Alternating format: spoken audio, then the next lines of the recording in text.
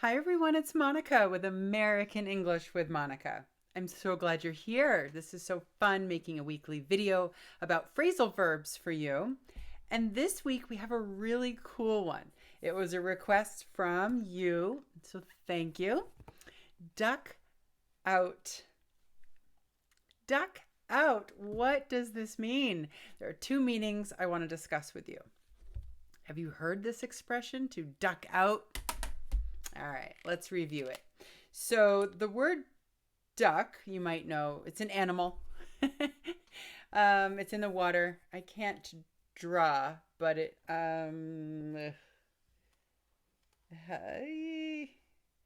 let's try that. A duck. Quack, quack, quack. In English, we say quack. That's the sound they make. I love asking my students to tell me the sound that a duck makes in their language because it's funny to hear different ones. You can put yours in the comments if you have one. Okay, quack, quack, quack, duck. So the phrasal verb has nothing to do with the animal. But before we talk about duck out, I want to talk about duck as a verb. When we duck, we lower our head or our body, or both, really quickly. When we duck, we're trying to avoid something. Maybe there's a ball coming at a baseball game and we need to duck so we don't get hit. So it's important to know the verb duck. If someone yells, "Hey, duck," lower your head or your body. Okay? The other way that you might see that verb is when someone is avoiding something. They're avoiding a question. For example, like the politician always ducks the hard questions. She avoids the difficult questions. Or my boss always ducks the issues that we really want to talk about. All right. So to duck, sorry, to duck means to lower your head or your body quickly. But it also means to avoid certain issues or questions or circumstances. All right, so let's talk about duck out. To duck out, you cannot separate it. You can't duck it out or duck him out. When we duck out from something or of something, we are leaving early. We are leaving. We're departing quickly. Right? Sometimes at a party, I want to leave. I just don't feel like being there and I just duck out. It's kind of secret. I don't really tell people that I'm leaving. I just quickly leave. It doesn't have to be a bad situation to make someone duck out. Maybe they're just tired or bored, so they duck out. They leave without telling anyone. We had someone do this at a job once. One of our employees just ducked out, never came back to work, just quit without telling anyone. So to depart or leave quickly and suddenly and sometimes without telling anyone. Okay? When you go to a party, do you stay the whole time or do you sometimes duck out? And it's okay to tell your friends, I'm going to duck out, I'm tired, or I'm going to duck out early, I have some homework to do. To leave or to leave quickly, to leave suddenly, sometimes in secret, when we duck out. All right.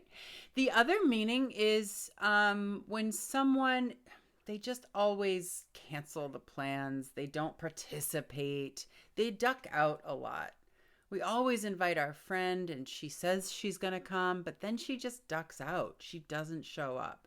She avoids coming to parties. Or the person at work, he says he'll help with a project, but he always just ducks out. It means they avoid participating. The second meaning, to avoid something, or I'll put participating, but it can be other things. Participating. When you're avoiding something, you duck out. Past tense is ducked out, right? I ducked out of the party at the last minute because I was so tired. I love how all these examples involve parties. I don't go to a lot of parties. I teach business English, and I should be using more examples about work. So if you have colleagues that duck out of projects or they duck out of a meeting, can you hear the preposition? Of is very common. To duck out of something. She ducked out of the meeting before it was over. Yeah. Quack, quack. Can you put in the comments how the sound that ducks make in your language? I'd love to know. And duck out. Good suggestion. That was an awesome one. So keep in mind, when you type questions and comments and suggestions, I love to see them. If you're suggesting or if you are requesting phrasal verbs, I'll probably make a video about it. Some of you are requesting other things for videos, which is awesome. I'm keeping a list. And someday when I make other videos for pronunciation or idioms or other things that you've requested, I will do those eventually. But right now I'm focusing on this weekly phrasal verb video for 1 year. Every Friday for 2023, I'm doing a new phrasal verb video. So after I'm done with this series, I can certainly do some other videos. So please keep putting your requests through. That's great. And it helps me be a better teacher for you when I see your questions and comments and I know some of the things I need to change or teach differently or add. Yeah, I'm so glad you're here. I've been saying that I'll do a live lesson and I still really want to do one. We need to get to 1,000 subscribers to make that happen. We're almost there. So keep sharing my channel with your friends and colleagues, other English learners, and we can do a live classroom when we hit 1,000.